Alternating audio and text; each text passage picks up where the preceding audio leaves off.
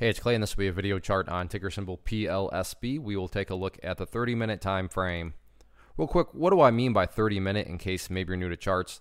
Instead of each one of these candlesticks here representing 1 day's worth of price action, which is what you would normally see, each one represents 30 minutes. So while this here may look like a few weeks worth of time, it's actually just the past 2 days broken down into 30-minute time slices.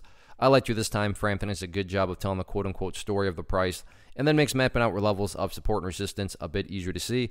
I did this analysis yesterday, so that's where the green line down there is coming into play, and I'll get to that in a second. But before I go any further, I do need to note that from a presentation standpoint, this chart is actually pretty tricky to talk about because there's a lot of perspective that goes into it. What do I mean by that? Well, if you are some sort of day trader, flipper, whatever you want to call yourself, and you bought up there and you wanted to sell within 25 minutes after buying, then yeah, for you the chart's looking pretty bad. Now, if you care about the big picture of things, I get it. From the highs, the price has pulled back. But from the big picture, the bulls do still have an opportunity to build a higher base. And as long as higher bases are being built over time, that's how long-term uptrends are constructed. I'm going to be talking about things from a big picture point of view. So if I sound crazy calling something bullish, my guess would be you probably had more of a flipper / day trader type perspective going into the trade. And the reason I would still give the bulls the upper advantage is in regards to 0006 right here, which so far so good. The price has done a great job of holding up above, including the final 30 minutes.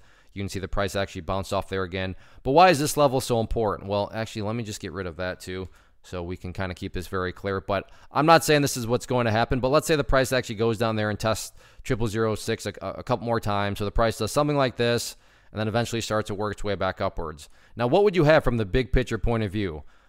Keyword being big picture. Well, from the big picture point of view, you'd have a set of lows here.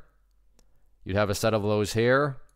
You'd have these lows down here. If you picture each one of those as stair steps, well then from the big picture point of view, you'd still very clearly have big picture stair steps progressing in the upwards direction. Now again, I'm well aware if you're a day trader or flipper and you bought somewhere up around there, then yeah, you don't care about these stair steps. But that's why I try to offer up a disclosure that I would be commenting from more so a grand scheme of things type viewpoint. So sure, today the price pulled back, but stop and think about that word, today.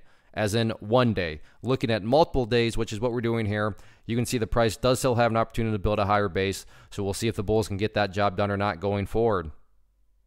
One of the biggest questions that I get is, hey Clay, how do you find the stocks that you trade? So what I've done is put together a free resource guide where I talk about the tools that I use to locate stocks that I find interesting and think may have potential. So if that sounds like something that could add value to you as a trader, then click on the image that is up on the screen right now and I will email you the guide. The guide itself is very short and to the point, and best part, it's completely free.